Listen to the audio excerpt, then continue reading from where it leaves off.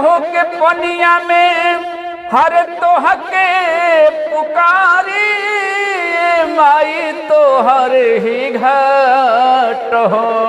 हरे गो बालक बिना सुना बाया चरबा कब दे बुझो हतानी बाट हो। अरे गो बालक बिना सुना बाया चरबा कब दे बुझो हतानी बाट हो। करतानी अर्जी माई मांगतानी भीख हो। हरे सुंदर बालकवा दे दठी के ठाकनी कहो। भरतानी कोसी माई हरे असरा लगा के दुखवा के दिन दे बुझाट हो। हरे गो बालक बिना सुना बाया चरबा कब दे बुझो हतानी बाट हो।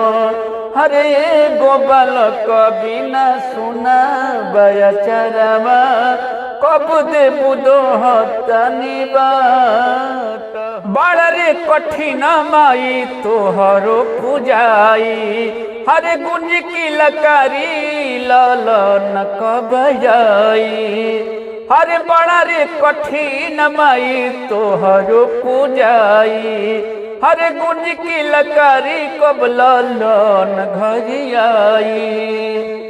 बाझिन के ताना सुनी अरे मनिया नसाला कटले नदी नई काटा तो हरे गो बालक बिना सुना बाया चरबा कब दे बुझो हतानी बाट हो।